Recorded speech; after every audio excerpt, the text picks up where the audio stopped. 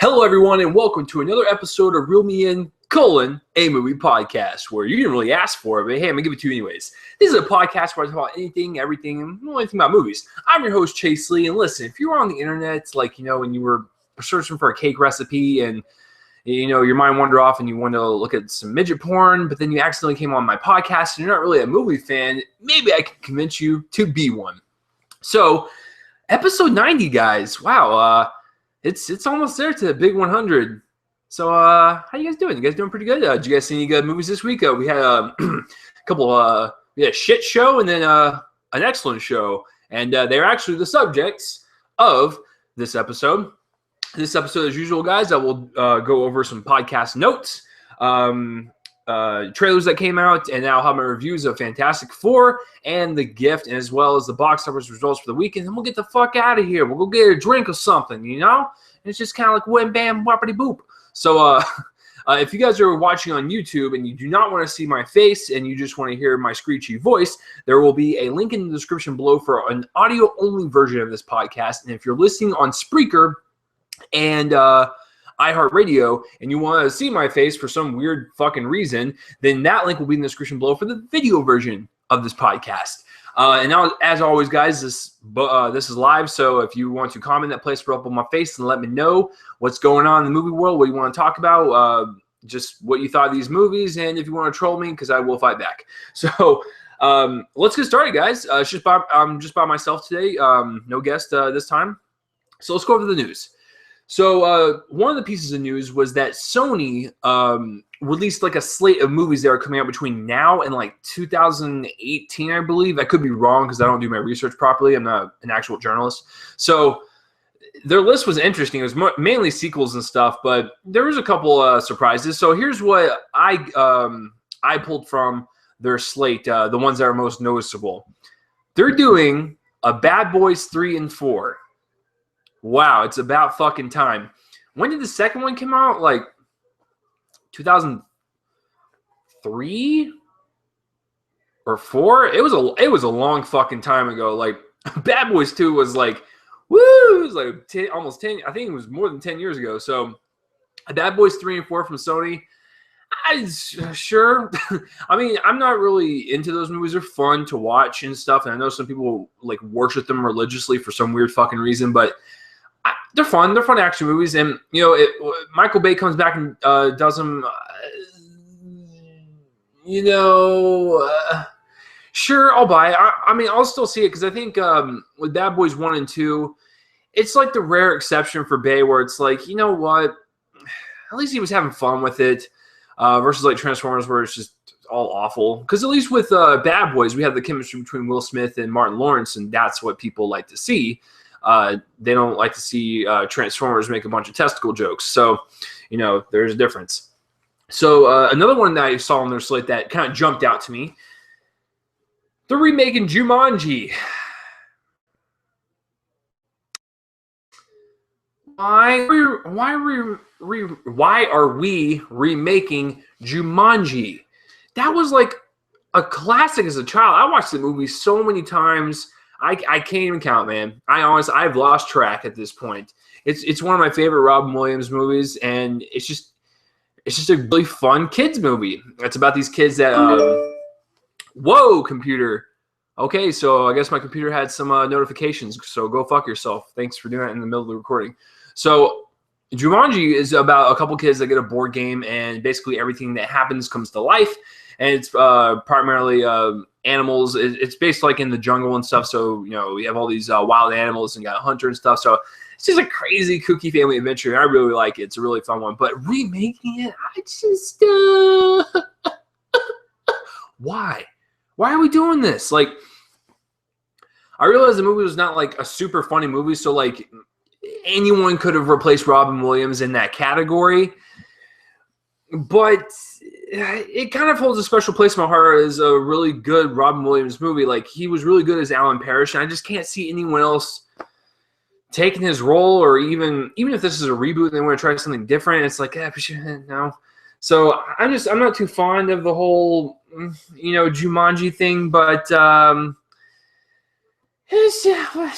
sure. I mean, how do you guys feel about this? Did you guys like the original Jumanji and stuff? I mean, let me know, because I have no idea who actually really likes it and who has never even heard of it, actually. So it's just one of those hidden gems, excuse me, from my childhood, and I cherish it right in here. So the next one on their slate that kind of jumped out to me was Underworld 5. Why did it jump out to me? Because I don't fucking give a shit. Like, I did not see the fourth one, so I can't comment on it. I actually own the first three. I think they're fun little vampire movies, and Kate Beckinsale in tight leather.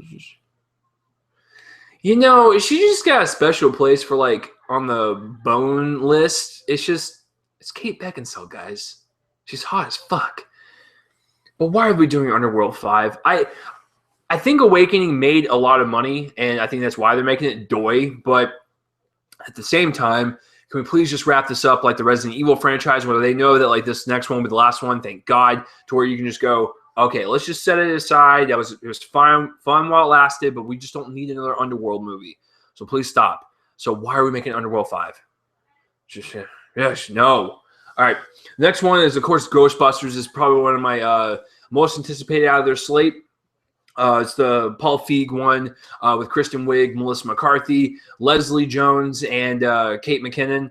And it looks great. Like, I love the cast. I love the director. I love all the set photos that have been leaked. So I'm looking forward to that one. That's probably my most anticipated fun movie from Sony. And this is my most anticipated. This is the Magnificent Seven. It's directed by Antoine Fuqua, who did Southpaw, Training Day, End of Watch. Like, the guy's on fire. Oh, no, that was David Ayer did End of Watch. I'm sorry. Don't shoot me. Antoine Fuqua did The Equalizer. I get them mixed up because David Ayer wrote Training Day and Antoine Fuqua directed it, and they both kind of like going off on their separate paths. So, okay. Anyways, Magnificent Seven is it's a remake of said film, and it's gonna be a Western and stuff. And I like the cast so far. Chris Pratt, I know, is in it, and I forgot the rest. I'm not gonna lie. But I remember when I saw the cast list like a couple months ago, I was like, that sounds pretty good. It sounds like it could be a really good good remake. So I'm looking forward to it. That's probably my most anticipated from Sony. Hopefully Sony can get out of the trenches and, make a good slew of movies, because they've been kind of on a bad streak as of late, especially this year. Paul Blart 2, Aloha, Chappie. Oh, dear Lord. Like, they're sinking in terms of, like, quality. Like, I don't think the majority of those movies people hate. So, Sony, get your shit together. So, that's it for that piece of news. Next piece of news, super excited for, Colin fucking Farrell. One of the most underrated actors in the business today. I mean, we have... The guy's like... Whenever he's in a movie, he shines. In Bruges is probably one of my favorites of his. But then we have movies like Saving Mr. Banks, where he killed it. And I thought he was actually better than Tom Hanks and Emma Thompson combined. Like, I liked his role a lot in that movie, and I was surprised he didn't get at least nominated for Best Supporting Actor in that role for Saving Mr. Banks. But he's the type of actor to where when he's in something, he always kills it, even if the movie sucks. So, what's the news with Mr. Farrell this week? He's actually going to join Fantastic Beasts and Where to Find Them. That's the Harry Potter prequel. That's going to be written by J.K. Rowling, the actual script. And so I'm ecstatic, man. Okay, so you're getting Colin Farrell, Eddie Redmayne, and oh shit, I forgot her name. It's Katie Waterstone. It's the really talented and like hot chick in Inherent Vice. I believe she's in Fantastic Beasts as well. But anyways, adding Colin Farrell to it, I'm looking forward to it now. I'm not a huge fan of prequels, but I'm a huge fan of the Harry Potter world, and so having Colin Farrell in Fantastic Beasts: Where to Find Them, totally on board. I can see him either playing like a professor or like a bad guy, that's like into the dark arts and shit. Like, I can see both. Like, he can actually play both bad and good. So, Yeah, man, that's probably my favorite news story this week. The next one is Ronda Rousey. You know, this this woman. I swear to everything, man. When you beat an opponent in 34 seconds, you are literally God. You are a woman god that can kick everyone's ass. Anyways, Ronda Rousey made the headlines this week because she is going to be in her own biopic. Interesting. All the movies I've seen her in, Expendables 3, Furious 7, Entourage, she's terrible. Now, Furious 7 is not an Academy Award-winning movie. It is a very fun action film that's got, corny dialogue, but it works for that over-the-top style of Fantastic Four. Ronda Rousey was in there for like one or two lines, literally one or two lines. And she butchered those. Like, they sounded awful. So I as soon as I heard that, I was like, ew, gross. Like, ugh, please don't. I didn't like her in Expendables 3. I even forgot she was in it. In Entourage, she wasn't bad. But her being in her own biopic, this could go one or two ways. If you go one way, she has the potential to actually be a really good actress because this is her story. It's her character that she's playing. She's playing herself. So she can actually tap into that a lot more than another actress could. Look at Eminem with 8 Mile. That was basically about his story, and he killed it in that movie. I love 8 Mile. I liked him in it. So I think it has the potential to be that. But at the same time, if she butchers this movie and she is god-awful in it, she's done with acting. Like, I'm done with her, and I don't want her to be in any more movies. Like, this is her make or break thing. Like, listen, if she wants to pursue acting, more power to you, sister. If that's what you want to fucking do at the same time while you're beating the shit out of other women, hey, I'm totally on board. But you have to go to classes for it. You have to practice. Like, you're not there yet, Rousey. But at the same time, please don't hurt me. She's gonna like bust through my closet like back there and just like fucking kick my head, and I'm gonna like crawl over and like just start shaking on the ground and have a seizure. So it has the potential to be good. It has the potential to be kind of bad. I'm hoping it's good. I'm looking forward to it. I want to see her story. Her story is very interesting in terms of her childhood and her parents and stuff. So sign me up for a Ronda Rousey biopic starring Ronda Rousey playing Ronda Rousey. So that's a really cool piece of news, guys. And oh, here we go. So we're there was a news story a couple weeks ago where I reported they're making an emoji movie, and they actually had a bidding war between studios on it as if people gave a shit about it. I thought that was the bottom of the barrel. I was dead wrong. They want to develop a Pez movie. Okay, listen, everyone, just sit back and kind of soak in what I just said. They're going to make a Pez movie. What the fuck is it going to be? A bunch of plastic figurines with a Donald Duck head and a Darth Vader head just like hopping around, like open their heads and shit, and like stuff's going to like pour out. It's going to be a fucking horror movie. It's going to be just like The Fly, man. It's going to be like gross genetic mutations and stuff, and they're just going to be like these freaks walking down the sidewalk like, Donald Duck, do you want a candy bar? And then he's just like, and so he walks down the sidewalk, and like he goes to the grocery store, and like he opens up his head, and like his wallet like comes out of his throat, and like he's just like, oh, the money's in the wallet, and like, it's such a freaky concept, man. I don't even know what to say else about it. Yeah, like, what is it going to be? Is it going to be a bunch of Pez like in the real life world, and like they're just kind of hopping around and like shooting shit out of their throat, or is it going to be like a Toy Story where like when the Walmart closes at night, the Pez dispensers will cause a ruckus. Like, what's going to be the fucking storyline? Because at least with emojis, they're emotions. They're emotions displayed through a picture. That could work. In a weird fucking way, it could work. A Pez movie's not going to work. And what's going to happen? It's like, is everything going to happen from the throat? They're going to pee, they're going to shit, they're going to fuck. Everything's going to happen just all right there. And they're going to like store their wallets when they walk down the street. They're going to eat from there and poop from there. It's just Like, what? It's gonna be fucking freaky, man. You're gonna scare the shit out of kids. Like, that's how it's gonna go down, and you're gonna regret it, man. I don't know who the fuck is gonna make this, but a Pez movie. Because with the Lego movie, they had like, you know, superheroes as Legos, and they had basketball players, they had Gandalf and shit, but it worked. How is this gonna work? And how are they gonna get the fucking rights to all these characters?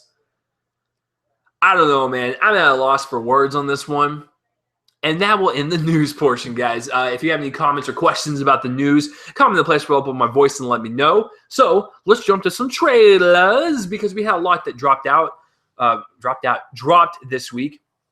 I'm counting 1, 2, 3, 7 trailers dropped out, 2 of which are the same movie, and I'll explain which one in just a second. That will be the last one I talk about. So let's start with By the Sea. Now, this is a teaser trailer, and it's written and directed by Angelina Jolie. Which is actually really funny because in the trailer it says Angelina Jolie Pitt. Did she finally take the Pitt name yet, or the hyphen? And then it also stars Brad Pitt. So from what I gathered from the teaser, it's basically just like a couple like on an exotic island and resort, and they're having marital issues, I guess. Like seriously, that's all I can gather. It was a minute and a half. It was really fast. It kind of reminded me of the Before trilogy, like before Sunrise, before Sunset, before Midnight for some weird reason, like mixed with a Woody Allen movie. I don't know. It was a really weird combination. Am I excited to see it? Of course. The last time I saw them on screen was Mr. and Mrs. Smith back in the day, and I really liked that. It was a nice, fun little action movie. But I'm excited to see like a dramatic coupling of these two who are actually married. And Angelina is going to direct it and write it, and Brad Pitt's going to also be in it with her, and it has the potential to be like a really devastating, heartbreaking relationship movie, and I like those movies because I'm cynical like that. So, yeah, it's a cool little teaser. I'll check it out. I don't know when it's coming out, though. I don't think the date flashed in the trailer, but looks okay, I guess. We'll just have to – I'll have to see like an actual trailer and see what the plot is. But what I just described to you may just be exactly that. So the next trailer I want to talk about is Hitman Agent 47. And this movie actually comes out in a couple weeks. And this was the last trailer that was dropped for this, the advertising for this movie. And it was a Red Brand trailer, folks. And it's super bloody. It's got some really cool kills in it. When the first trailer came out for this movie, I was indifferent. I didn't really care about it because I didn't like the first one. And it's done by the same producers and stuff. So they're the same people in charge. None of these trailers really won me over. I'm not going to lie. This final trailer, I was like, wasn't bad. I'm kind of interested. Maybe if I see it at matinee or like if I go see it for free, I'll see it. But I'm not going to pay top dollar for it. I'm just not interested in it. I was just burned so much by the first one. I was so bored by it and stuff. I don't want to see anymore. So, but that's just me though. Maybe someone that didn't see the Hitman movie back in 2005 with Timothy Olyphant. Maybe they'll be enticed to see this because it looks cool to them and it looks new and stuff. But since I've seen the original, just don't really care. But this last trailer was pretty cool. I liked it. It was really nice and intense. Got some kills going on. Got some of that blood spurts. So, yeah, well, I'm kind of on board, I guess. So the next trailer is The Last Witch Hunter. And basically, you take I, Frankenstein, Dracula Untold, the Underworld movies, Resident Evil. Just take all those and like the Season of the Witch movie with Nicolas Cage. I am the Season of the Witch, and I'm going to murder your family. I don't know I didn't see the movie. Is that what the character's like? So this one, Vin Diesel's running around, killing monsters and shit, I guess. Vin Diesel is bald for a reason, and he has no facial hair for a reason. Because when he has facial hair, he looks fucking dumb.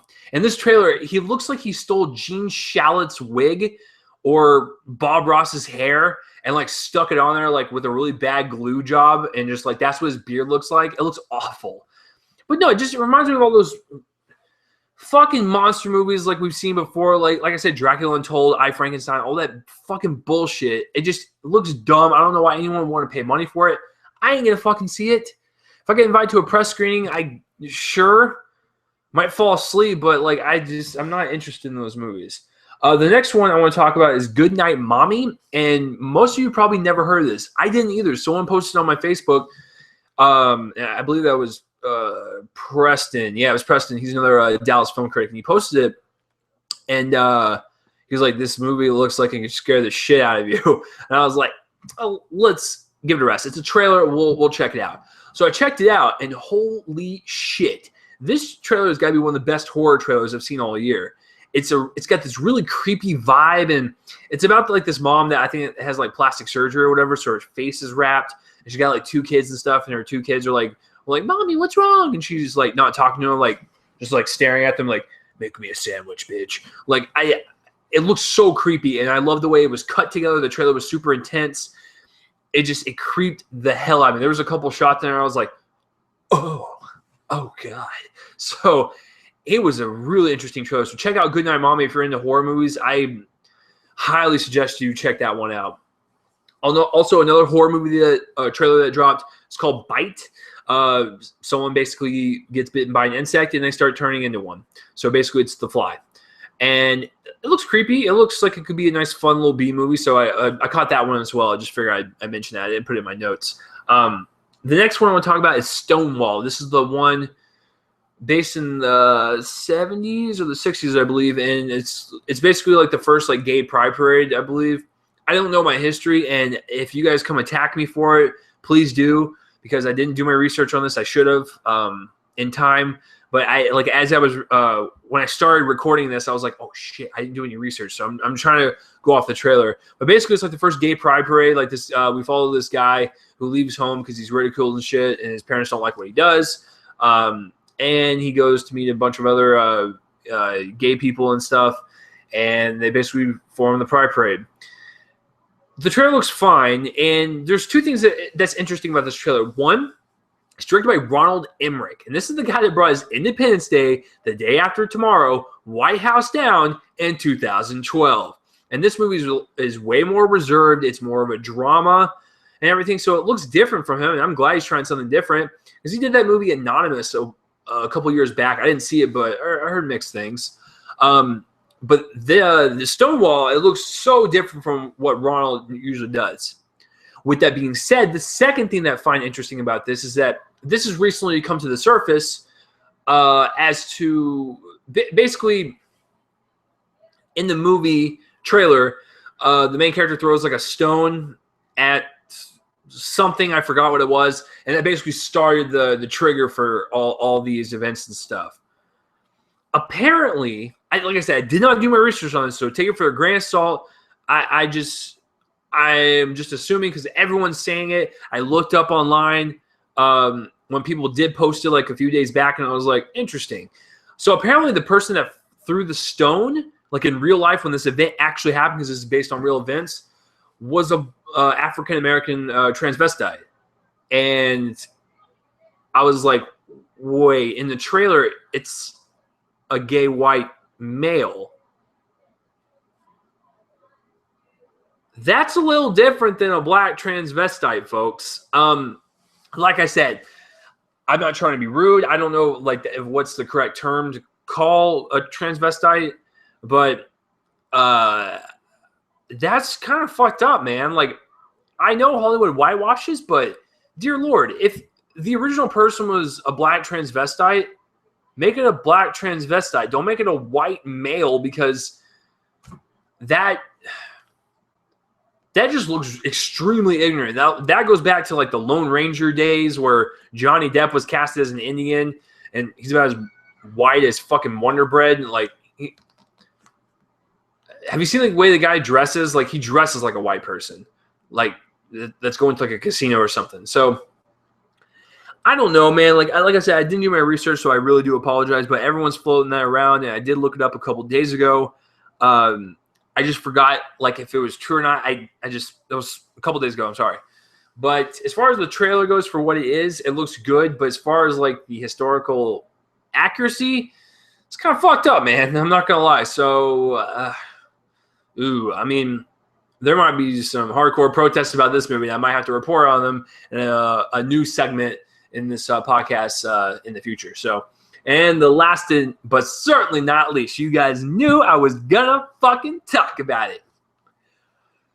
Deadpool released its trailer this week, and it released a red band and a green band. And the red band is awesome. It is violent. It's got the comedy. It's got the personality. It's got the energy. It just looks so much fun. It looks like the biggest ball of fun I'm going to have at the theaters next year. And the green band, even though they had to cut away from the F words and the blood and stuff, I still liked it. It was a really well cut together trailer. I liked, even when they were PG-13 in the jokes, it was still funny. Like, the very last line of the trailers is something completely different, but they mean the same thing. And I was like, well, I mean, they're both kind of funny. So I don't know. I liked both versions of the trailer. Like I said, I liked Ryan Reynolds as Green. Or I almost said Green Lantern. Deadpool, which he makes a Green Lantern reference. And I like T.J. Miller. I like the addition of him. I've always been a huge fan of Miller. I'm really excited to get to see him in October at his comedy show. So it looks so much fun, man, and I cannot wait. But when we get to Fantastic Four, I might be a little worried for Deadpool. But other than that, I feel really confident that Deadpool will actually be really, really good, and I'm looking forward to it. It looks badass. It's a BAMF, man. I haven't used that acronym in a long time, but it is a badass motherfucker. So that will be it for the trailers this week, guys. If you have any comments about the trailers that I mentioned, comment in the place below on my face and let me know. So now, let's get to the reviews, the meat of this podcast. You guys have all been waiting for it. So let's begin. Let me take a sip of water because this is going to be a long one. Okay. So I saw 2 movies this week. I saw Fantastic Four, which is the 2015 reboot. And then I saw The Gift. I'm going to start with Fantastic Four. So let's go a little bit. Let's do a little backstory. In 2005, I remember watching the Fantastic Four with Ian Gruffruff, Jessica Alba, Chris Evans, and Michael Chiklis as as the chest or the cheetah's testicle. So infected testicle. So when I watched it, I was like, you know what? This was dumb, and I didn't really care for it, but it was kind of fun, not going to lie. And I didn't mind Dr. Doom in it, even though he was kind of bad. I didn't mind him, especially compared to this one. So I was like, yeah, it was whatever. Rise of the Silver Surfer comes out. It was really bad. I did not like it. It was a huge drop-off from the first one, even though the first one was kind of stupid and fun. The second one was just, no. But they also made like a 1990s version of Fantastic Four. So this is actually their 4th attempt, by the way. And I didn't see it, but I've seen clips and stuff, and it looks really fucking cheesy. 2012 or 11 comes around. Chronicle comes out. It's this really cool found footage superhero film. It's directed by Josh Trank, written by Max Landis. It was a nice, sleek movie. One of the best found footage movies I've seen. It was really fresh and invigorating. I loved the acting, the story, just everything about that, man. And so I was like, Josh Trank is one to look out for. This is going to be the guy to lead us into a realm of movies. So Josh Trank was hired on to do the Fantastic Four reboot, as well as a Star Wars anthology film. Then reports and rumors started circulating that there's trouble on the Fantastic Four set. Josh Trank has come into work intoxicated, and he's acting like an asshole, and he's not working with anyone. He didn't even show up on a few days. And there was a house that they rented for him so he'd stay at with his dogs, and like his dogs ripped up shit, and they probably crapped everywhere and whatnot. So they owed him a lot of money.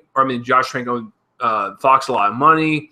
It was just a big fucking mess. And also I heard that Trank got fired, and Simon Kinberg, the producer and co-writer, had to come in and finish it.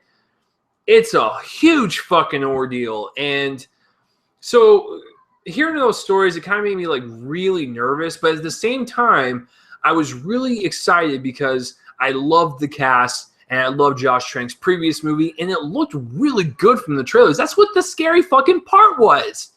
The trailers were great. And I was looking forward to it because, as you guys know, look at my fucking wall. If you're watching this on the video version, I have comic book posters everywhere. I am a comic book movie junkie. I love this genre, and I will literally give any superhero movie a chance. Okay? So, I was pumped to see it even after hearing all these rumors and speculations and stuff. And I'll put that behind me and go see this as a movie. And I did that. I went to a press screening like the Wednesday before it came out, which is strike number one, Fox.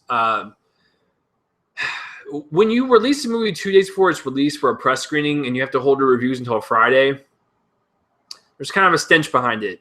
So I still was optimistic. I was like, no, maybe they're a little nervous and stuff. They're too eager to pull the trigger, so maybe they want to hold back a little bit. I don't know. It was kind of a weird situation going in. But sat down, I watched it. And I walked out going, the version from 2005 looked really good compared to this one. There are aspects of the new one that I liked, but overall, ladies and gentlemen, this is one of the worst comic book movies I have ever seen, and it is an absolute shit show. But I do like some of the things in it, unlike some people who downright hate the thing. So let's break this down. Fantastic Four. More rumors and speculations behind the production of this movie rather than the movie itself. That's why it's so popular. And it's got 9% on Rotten Tomatoes. Holy fuck. So let's start with the directing and the writing. Now, Simon Kinberg co-wrote this, and he also wrote Days of Future Past, the X-Men movie that came out last year. And that was an excellent film. I really liked that. It was one of my favorite X-Men movies after I got done watching it. The writing in this one was so bland and so stale, and some of the jokes were so forced. I was like, there is no fucking way that the same guy wrote Days of Future Past. I refuse to believe it. So the dialogue is really fucking terrible. Like, there's one instance, and this is not a spoiler, where we have Toby Kebbell, Kate Mara, and Miles Teller in a room, and they're talking and shit. And Toby Kebbell says something. He plays Doom in the movie. And Kate Mara goes, look at Dr. Doom over here. And then they just continue on the conversation. Go fuck yourself, writers. That was awful. It's really bad dialogue. Like, there's really nothing more I can say about that. So let's jump into the directing. Josh Trank, buddy. I don't know what the story is. Frankly, I don't care. I don't know if you showed up to work drunk or you didn't show up half of your days or whatever, or if you just fought with the studio and the studio bullied you. I don't know the actual story, but what I can say is this. The first 2/3 of this movie, I really, really like. I thought it was a nice, cool sci-fi horror film, and it was something different from all these other superhero movies we've seen. I was like, awesome, this is something different, and it's something I'm going to remember. But as soon as they got their powers, I swear to everything that is fucking holy, this movie drops off into another movie, and the third act is the most messed up ending, anticlimactic thing I've ever seen in a movie. It's so different from the first 2/3. It's anticlimactic. It's rushed and pieced together. You can see how fast they rushed and did this. And they had to do reshoots on the set, and Simon Kinberg had to come and direct the third act. So I'm assuming that's probably the stuff they shot. It was a completely different fucking movie. So that's one thing I can say about it, praise-wise, directing, is I like the first 2/3. I really do. I like the tone of it. I like the story. It was fine, but it just drops off into oblivion. Because what Trank also does is that he makes these characters boring and so fucking dull. These characters have no life in them. Every time when they're delivering a piece of dialogue, it's almost cringeworthy. You can look at the actor's face and go, well, shit, man, they didn't fucking like saying that. So all the acting was stale and just boring. I didn't feel any connection to anyone. And there were certain things where it just didn't make any sense for the story, and things were dropped in there like it was nothing. Like Sue Storm was like, oh, we're adopted. Hey, and then we just move on, like whatever. And then there's a scene where like Reed Richards is away for a long time and he comes back and no one says hi to him. And then Michael B. Jordan's character, the Human Torch, comes and like hugs him and goes, hey, buddy, I missed you. It's like they had like 30 seconds of screen time. There was no development between those characters at all. So that's my biggest criticism on the directing, even though I like the first 2/3. There's still a lot of negatives in this thing, folks. And the third act is just messy. Doom is just a wasted villain. There's no development for him. He's just bam, boom. He's just evil, wants to destroy shit. And he's like a pissed off little brat. And it's just so rushed and so bad. I can't even, guys. I've turned into a bratty little white girl. So Josh Trank, even though I like the first 2/3, there's a lot more negatives in that bitch. So there it is. Real quick before I continue my review, Matt, one of my listeners, he asked the question, where does Fan 4 Stick land on your 2015 worst list? Shit. Easily top 5, maybe top 3. I'd have to think about it, but it's definitely up there for sure. So let's get into the acting on Fantastic Four, or as Matt says, Fan 4 Stick. So the acting, like I said, even though they were dull and I really hated everything that was coming out of their mouths, I actually really enjoyed Miles Teller as Reed Richards. Just wish there was a bit more personality. And I kind of like Jamie Bell as the Thing. I'm not going to lie. I think I like him as Ben Grimm. But everyone else didn't care for it. There was no development there. They were just kind of thrown in there, and we were supposed to believe that they were a family and friends, and there was no fucking like ramp up to that. It was just like, oh, bam, we're all friends and shit, and with all the plot holes and stuff, it's irritating. But I think if I had to pick one, Miles Teller would be the best one, and maybe Jamie Bell. So let's get into the cinematography. The cinematography is fine, but it's also a really dark movie, and there was just some shots where I was like, hey, man, brighten that up just a hair. It doesn't have to be like dark and brooding like 24/7. So the cinematography is just average, and I'll get into the special effects in a little bit. So I really don't have any complaints on the way it was shot, besides some of the scenes where it was just way too dark for my taste. So let's get into the editing and the special effects. Let me take a drink. You guys liking this so far? I'm actually kind of cool. My vacation review, I totally ripped that one on you, asshole. I think this movie's getting so much flack to where like I feel sorry for it at this point. I can't yell at it anymore. I have my qualms with it, and I'm just going to tell you them, and you can take it for what it's worth. So let me take a drink. Okay. Here's one of the biggest things this movie suffered from is the editing. Not only is this movie choppy, and just kind of jumps to shit randomly, and there's no time developed in between anything. It's just jump, and it's just a really messy thing. But this movie's only an hour and a half long. It's like an hour and 40 minutes. This is one of the rare times I say this, but this movie would have benefited from actually being longer. You make this movie 2 hours and explain a lot more stuff and not rush the whole anticlimactic third act that was just kind of like a fart in the wind, you might have had a decent movie, but you cut everything short. You cut a lot of shit out and just felt choppy and just uneven, and you should have made it longer to explain more stuff and just make it more coherent and more fluid. So the editing is really bad, guys. Special effects. When they are on this mysterious, like, energy green planet or whatever, do you guys remember, like, that movie, The Adventures of Shark Boy and Lava Girl, the one that's directed by Robert Rodriguez, and it had that awful, like, green screen, and Robert Rodriguez kind of has that awful green screen look to all of his movies for the most part. Yeah, it kind of looked like that movie. The green screen and the CGI are terrible. They're so bad and they're so noticeable. You can tell they're on a soundstage, especially the third act where they have the final battle. It's just so noticeable, and I couldn't believe a movie with this much budget, and we're gonna get to the box office results, and you guys are gonna shit bricks when you find out how much it made. It's just fascinating that a movie that cost over $100 million has that shitty of special effects. So I mean, I don't know what to say about it. Doctor Doom's costume looks terrible. It really does, and I hate the CGI to that as well. And there's just a lot of stuff unanswered with his character, and I just didn't like the way he looked. He looked like the Tin Man's gimp.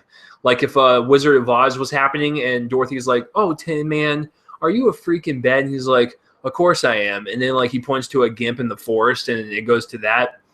That's what it looks like. It looks like a gimp, the Tin Man's gimp that fell into like toxic sludge and like came out of it and he still had sludge on him because he didn't clean himself off properly. So with all that said, guys, overall, the first 2/3 were interesting. I do appreciate Miles Teller. I hate the special effects. I hate the third act. I hate Doctor Doom, the fact that he's just wasted in Toby Kebbell's a one-note villain. There was no development whatsoever. There's a lot of story plot holes in this thing. I fucking hate it. The writing is awful. But with the first 2/3, I enjoyed quite a lot. I'm going to have to give this thing a C-. It's a little bit below average for me, so I'm not going to rate it an F because it didn't like infuriate me like Vacation did, but it still made me pretty fucking mad. And the ending of the movie is so forced and so cheesy. What should we call ourselves, guys? How many of us are there? There's Quattro, so we should be called the Quattros. Like, it's so bad. What'd you say? I said fantastic. Oh, we should be called dun dun dun, and it just cuts and goes to the credits. Fucking dumb. Oh, and I forgot to mention the look of the thing. I actually liked the look of the thing. It wasn't bad. I liked the way Jamie Bell looked and stuff with his mocap and stuff, and it looked cool. I liked the look of the thing, so I forgot to mention that. And I also forgot to mention there's no action sequences besides the last one. That's kind of boring. So that's my thoughts on Fantastic Four. This movie's been shitting on more than enough. I'm tired of talking about it. No more. I'm done with this movie. I will never own this. I will never watch it again. I'm done. Finito, ladies and gentlemen. So that's my review of Fantastic Four, or as Matt points out, the Fan Four Stick, because that's what's on the goddamn poster.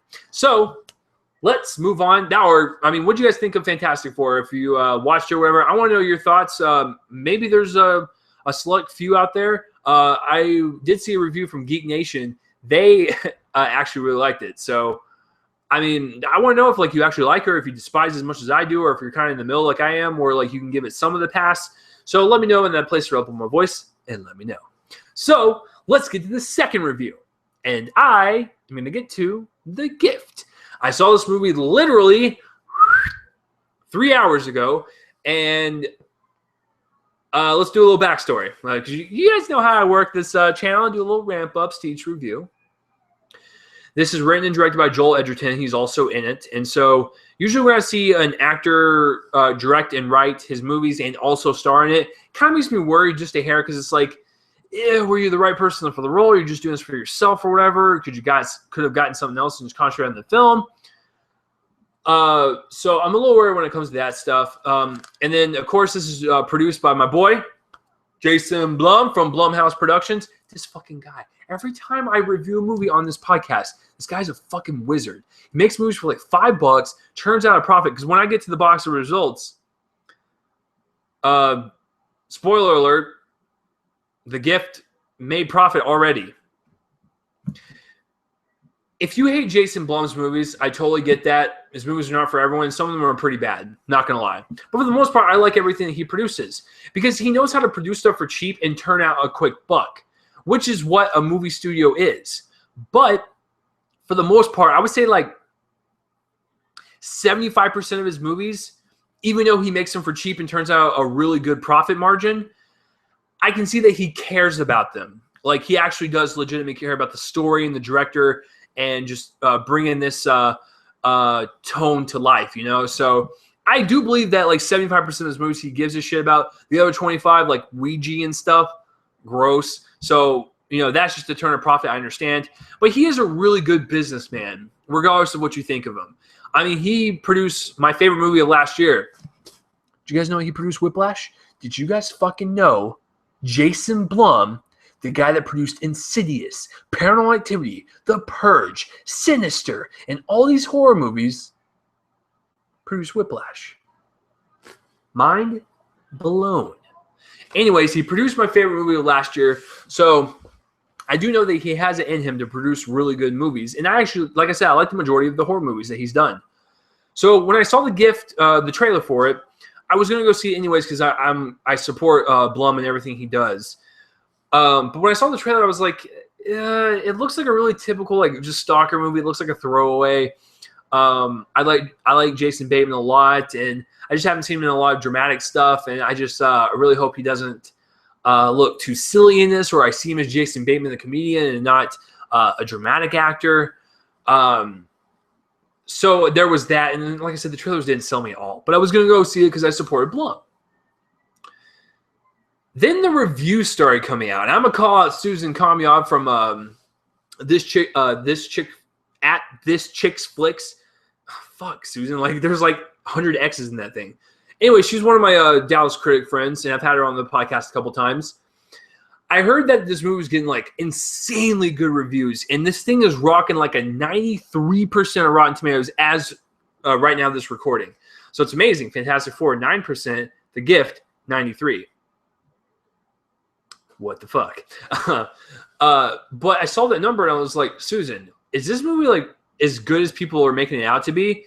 And she said, yes. Like, it's actually a really good thriller. You're going to really be surprised about it. It's really well acted. It's well directed. It's well written. This thing is a solid fucking thriller. I mean, she didn't say fucking thriller. Because I can't imagine Susan saying the F words. Sorry, Susan. I just can't. I'm still your friend, though. I'm not bashing you. But, no, like, I heard the good reviews, and then I trust Susan in her judgment and stuff because she's got really good taste in movies. So I was like, okay, so this movie's got the potential. So, Sunday comes along, and I'm just like, I'm ready to see this. I sit my ass down. I'm ready for it. And keep in mind, guys, I got 4 hours of sleep last night. Yeah, about 4. I got 4 hours of sleep. I was on the verge of sleeping in the theaters during the previews. And then the movie was done. So what did I think of it? Let me take a sip of water. You guys just really like that when I pause, right? And I'm not sponsoring Ozarka. It just so fucking happens that I buy gallons of water from them.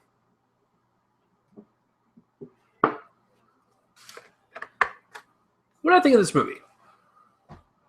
Everyone's praising it. It's got 93%. This is one of the biggest surprises of the entire year. It's one of the best directed suspenseful thrillers I've probably seen in the past 5 years. I walked out of there going, I think this was the first thing I said. First of all, I applauded Joel Edgerton at the end. I was like, Joel Edgerton, you crazy motherfucker. That was an excellent movie. But I also said to myself, I was like, besides Whiplash, The Gift might be my favorite Blumhouse production. I'm not talking like with Whiplash. Like, if Whiplash was out of it, The Gift would be number one. But since Whiplash is in the running, because it technically is produced by him, Whiplash is still my number one. The Gift would be my second favorite. As much as I love Insidious 2, 3, the Paranormal franchise, I like the second Purge more than the first Purge. I like Unfriended. The guy's a fucking beast when it comes to these movies. In terms of picking pretty good quality scripts. Some of them, like I said, have been shitty. But The Gift. I didn't fucking expect this, man. And like, when the reveal happens at the end, you're just kind of floored by it. You're just like, wow, that was like really well written. Everything made sense. Fucking creepy as shit. I fucking loved it. This might be one of the most like negative, less negative reviews I've ever done. Like, when I get a movie like an A or an A plus or an A minus, like, I usually don't have too many problems with it. Like, for instance, last week I did Mission Impossible 5. I gave it like a solid A, but I had like one issue with it. I do have one issue with The Gift, but it's so minor to where I don't see it as a problem. And like 99% of this movie is fucking spot on. So let's break this down. The directing and the writing. Joel Edgerton. I almost had a chance to fucking interview this guy. And apparently I didn't get the email in time, or someone else took it from my outlet, so I didn't get a chance to interview. I would have loved to fucking interview him after this movie. Joel Edgerton took the most non-violent story about a stalker and made it the most suspenseful thing I've seen all year. This guy made my fucking heart seize up, and it's like it was super tight and I couldn't breathe because there was a couple scenes where I was sitting there with my eyes glued to the screen and I could not take my eyes off of it. I was so enamored as to what was going on because I was so engaged in the slow dollaring of the camera and the non-existent sound design when they're in the house. It was so fucking creepy. Every single scene that Joel Edgerton built suspense on had me on edge. Now, granted, he did a couple of jump scares. They were actually effective because, like, the whole movie leading up to it, I was like, he didn't do any jump scares before this, so he's probably not going to do it. But it got me, though, because, like, I was just, oh, man, what's going to happen? Oh, shit, they're walking down the hall. Like, it was so fucking good. This is a master of suspense, like a masterwork of suspense. Like, it reminded me of a Hitchcock movie. I'm not even joking. Joel Edgerton, please make more suspense thrillers. You're damn good at You're damn good at it, sir. So fucking suspenseful. Guys, I was on the verge of sleeping. I had 4 hours of sleep. Yet this movie was like a shot of adrenaline. And I was awake. I was like, as soon as the movie started, I was actually hooked in. That's how good this movie is like, as soon as the movie starts, you are hooked in. So, master job directing Joel Edgerton. This is a guy, folks, listen up if you're doing a horror film or a suspense film. This is a guy that knows how to build suspense, tone, atmosphere. At some points when the two main characters played by Jason Bateman and Rebecca Hall, Simon and Robin, when they're in their house and they're paranoid at Joel Edgerton's character Gordo and the fact he's been coming by the house a lot, I was freaking out because I thought, oh shit, like, is he outside right now? Is he inside the house? Like, where is he at? Is he even around this area? I was freaking out for myself because I didn't know where the fuck he was. That's how good Edgerton built up suspense and built up genuine terror that struck a chord within me. So his directing is just, it's top notch, folks. The writing is really, really fucking smart. Everything that Joel Edgerton's character does is for a reason. And the character development of Bateman and Rebecca Hall and Edgerton, it was all natural. It felt like a good progression. It was all there. And like I said, when the reveals happen, your mouth just hits the floor. You're just like, holy fucking shit. Because, like, throughout the movie, I was trying to get inside Edgerton's head, his writing mind space. And I was like, Edgerton, where are you going with this, bud? And so I actually called a couple things. As the movie was playing, I was like, oh shit, this is about to happen. And it happens. And even though I knew it was coming, I still was floored by it just because the acting was so convincing. I was in that moment. Like, at the very end, I had a suspicion as to what was going on. And I was like, oh, that's probably what's going to be. And then, like, it happened, but it happened in a different way that I thought it was going to happen. And my mouth still dropped. I was like, oh shit, oh shit, oh shit. Like, I was literally like, holy fuck, man. Like, I was so glued in and locked in from this movie from frame one because the directing is so good in terms of the suspense, creating that tone and the atmosphere with good characters and great writing. I was glued in. Good job, Edgerton. So let's get into the acting. Bateman. Listen, I love Jason Bateman like to death, and I really like him in his comedies. I even like him in his dramas. Have you guys seen Disconnect? Pretty good film. Check it out. Anyways, I was really looking forward to what Bateman would do, and he nailed this.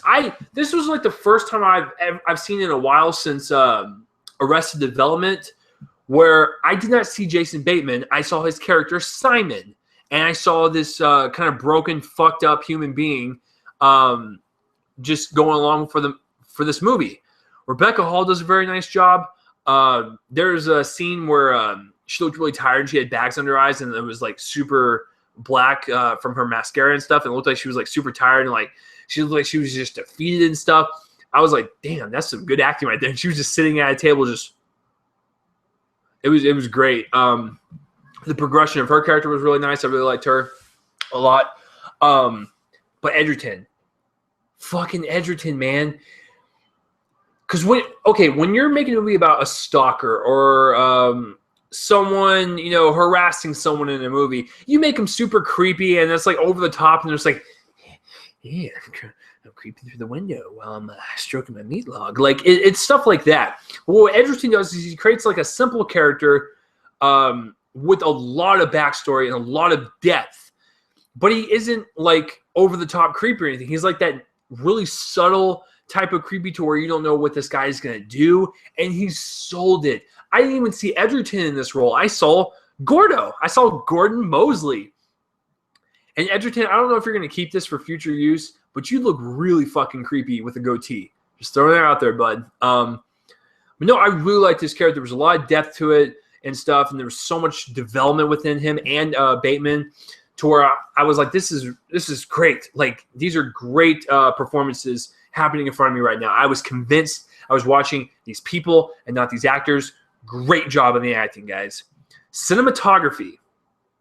Joel Edgerton is one of the first suspenseful directors in a while to use the dolly shot. Like, you're dolling in on something and you're moving so slow, it's creepy because you don't know what's going to be around the corner. You know what's going to be on the other side. He uses these shots very effectively because when Rebecca Hall's going down the hallway, he'll go, the camera will do the dolly down the hallway, then it'll come back to her, but it'll leave it on the hallway for a little bit longer than a usual cut would be. So it would show the hallway and let you sink it in as the audience member on how creepy it is. And, you know, when the jump scare did happen in that one scene, it scared the shit out of me, but it was creepy. It was just creepily how the dolly shots and all the shots were constructed in the house, because the way the people were positioned, you didn't know if someone was on the other side or like behind the door or, you know, outside near a window. It was just so fucking creepy and suspenseful. I love the way it was shot. It really added another layer to the suspense, and I really, really enjoyed it. Do you have any problems with the cinematography? No, it was actually a really clean looking movie. And like I said, Edgerton would leave it on shots for a long period of time to kind of like let that sink in a little bit and kind of creep it out a little bit. So I really appreciated that. As far as editing goes, this is one of the most like engaging movies I've seen all year. It was super fast. It's like an hour and 50 minutes. And like I said, from frame one, I was hooked. When it starts with Jason Bateman and Rebecca Hall going to buy a house.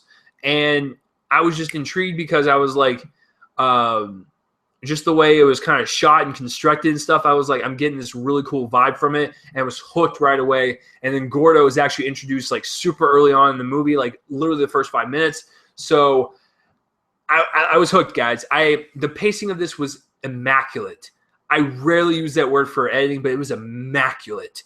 This thing was just expertly paced, building up the suspension with all these plot twists thrown at you. It just kept your interest up even more. You just want to know how this is going to end. It was simply amazing. And I love the score to it. I loved the music to this movie. The one thing I forgot to mention is the theme of this movie is like rumors and like putting ideas in people's heads and like poisoning people with them. That's such a great fucking theme. And it plays all the way until the very end, and it just made sense. At least for me, I bought it. I bought the whole thing. And it was just so creepy and so smart, man. It's such a smart thriller. The one thing I disliked about it, I have to tread lightly because this is kind of it's a spoiler on Bateman, kind of. But there's a scene where like Bateman confronts Gordo towards the end, and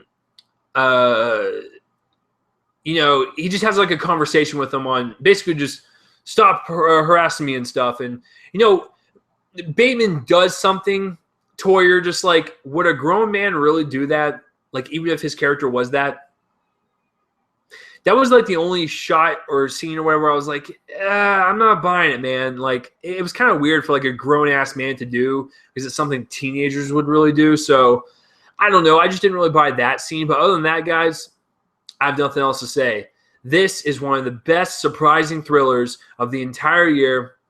It will definitely make my best list in terms of the summer. And hell, it might even make my top 10 of the year. I don't know. It was such a fun time. I enjoyed it that much. Guys, please go see The Gift over Fantastic Four. It's not worth it. Fantastic Four is not worth it. Go see The Gift. I give The Gift an A. A solid fucking A. Never would have thought I'd say that in a million years after I saw the trailer. The Gift, guys. It's a hell of a good time. It's a really good suspenseful thriller. I haven't seen one like that in quite some time. Good job, Edgerton. Please make more. So have you seen The Gift or have you even heard of it? Comment pleasure below my face and let me know. So let's get on to the box office results for the weekend and let's see how The Gift and Fantastic Four did. So, okay. Ooh, this is interesting. So there was actually 4 movies that came out this week. We had Shaun the Sheep, the movie, which is a god-awful title. Just call it Shaun the Sheep. Just call it Shaun the Sheep. You don't need to call it the movie. We had Ricky and the Flash, the Meryl Streep movie, The Gift, and Fantastic Four. I can tell you right now, 2 of them made it into the top 5, and 2 of them did not. Which 2 did not make it? You'd actually be surprised on one of them. Shaun the Sheep and Ricky and the Flash did not make it in the top 5. Ricky and the Flash actually came in at number 7 with 7 million, and Shaun the Sheep actually came in at number 11 with 4 million. So with that being said, here are the top 5 box office results for August 7th through the 9th, 2015. Number 5 is Ant-Man with 7.8 million. Let's go to the numbers. Domestically, which is US and Canada, it's got 147 built up so far, and worldwide it's got 326. Its budget is 130. Double that plus a little bit of marketing. We're looking at maybe 275 for to break even, maybe 300 to break even. I don't know how much advertising they spent, but with 326, regardless, they're making profit. They made a little profit on it, so I'm actually really proud of it. I really liked Ant-Man a lot, so congratulations. Keep on going. Number 4, Gross Vacation with 9.1 million. Why? Domestically, it's only got 37 million. And it doesn't have a worldwide number. There's no budget, so I don't know if it's doing well. I hope you can go suck a dick, Vacation. Suck a big old fat prickly cactus dick. All right, so number 3, The Gift with 12 million. And you're probably thinking to yourself, that's pretty low for this type of movie. Well, first of all, it's rated R, so kids can't really see it. So that is a hindrance. And second of all, the trailers looked okay at best. So I don't blame it for these numbers. But at the same time, its budget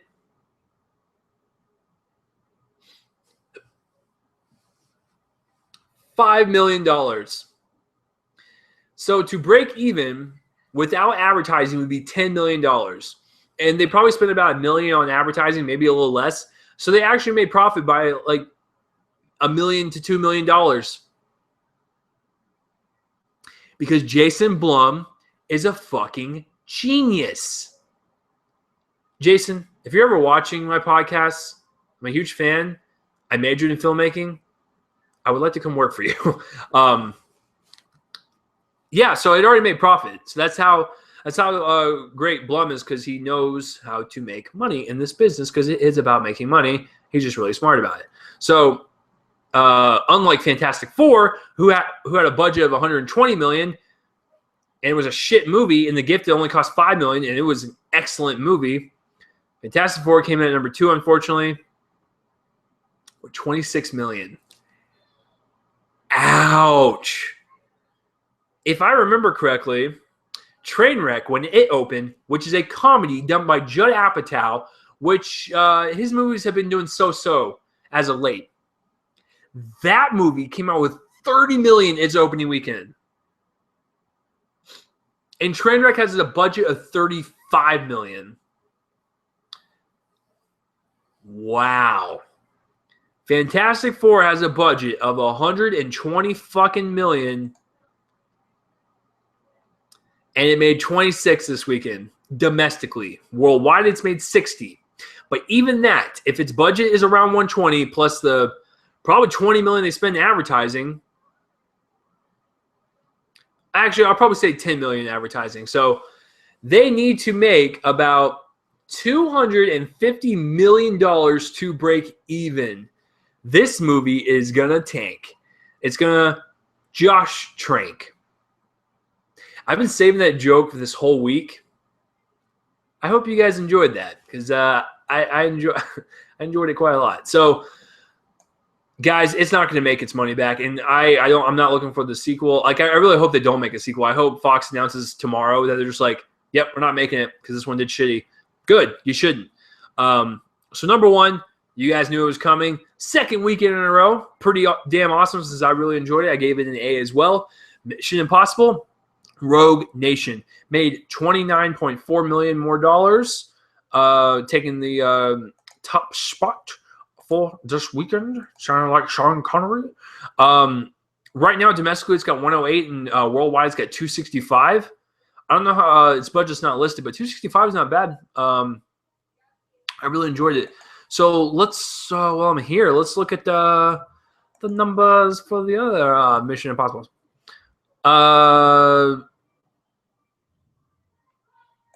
You guys hear that? People are partying on my pool out there. It's not my pool, but it's the apartment pool, but still.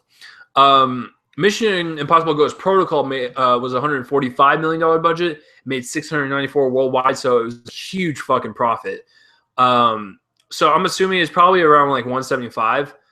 So it's on its way to break even, and I think it can with the positive word of mouth and stuff. So that is quite awesome. So that will do it, guys, for the box office results for the weekend. Are you surprised about Fantastic Four's numbers or the gifts numbers and how it made profit already and stuff? So just whatever your thoughts on this podcast are, please, guys, comment in that place. That's where I upload my voice and let me know.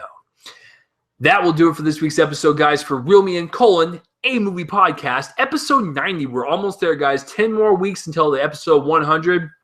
I'm going to go ahead and just say right now what we're doing. It's going to be a normal episode. I'll have a normal movie review and stuff, but my guest is actually my first ever outspoken fan. I messaged her on Twitter and whatnot, and she said she would come on for sure. So hopefully we can work out the times and stuff. And, I'll let her join and stuff. And she was the first person that was outspoken and liked my podcast and stuff, which was crazy to me because I knew my friends and family like in Texas and stuff listened to it, but I didn't realize anyone that I did not know personally and did not live in Texas listened to it. So I really thank her for keep on listening. And I thank all you guys for listening, especially Matt here that commented today. You guys are fucking awesome, man. I love every single one of you. Please keep watching this and do whatever the hell you want with it. You want to go tell your friends, tell them it's fucking awful. I don't give a shit. I'm just glad that you guys like it. And hopefully if you're new to this episode and you do like this, you want to listen to more in the future, hopefully I can keep you on board. You guys are my fuel to keep this podcast going. So I'm Chase Lee, guys. Next week is Straight Outta Compton, dog. We're going to do some NWA. So that will be my review of next week. And if I have time, I'll squeeze in Shaun the Sheep or The Man from U.N.C.L.E. Quick little thing. Grades for other movies I saw this week. I gave Dark Places a C and The End of the Tour an A. So please check those out if you want to. So next week will be Straight Outta Compton for sure. And might be Man from U.N.C.L.E. or might be Shaun the Sheep. Don't know yet. So that will do it this week for another episode of Reel Me In: A Movie Podcast. If you guys would like to follow me on Spreaker, iHeartRadio, or whatever. You can click that follow button. If you want to follow me on Twitter, it's @RealChaseLee. You want to subscribe to my YouTube channel, all that stuff. Everything will be in the link in the description below. The intro and the outro music is done by my friend's band, Fervent Roze. Check them out. Their songs are pretty fucking badass. So, boom! And Matt just said, I'm a badass. No, Matt, you're the fucking badass. So, I'm Chase Lee. I'll see you guys next week for Straight Outta Compton. Crazy motherfucking name, Ice Cube. From the gang called Niggas with Attitude. You know, I was contemplating on saying that because I might get hate for it, but hey, that's the song. That's its lyrics. So chill. So, see you guys next week. Have a good day, good night, whenever the hell you're listening to us. Hopefully I turned you into a movie fan after you were trying to search for midget porn and you failed and you came across this podcast. Hopefully I did my job. So, I'll see you guys next week. Let's play the outro music. Fantastic Four sucks so much dick.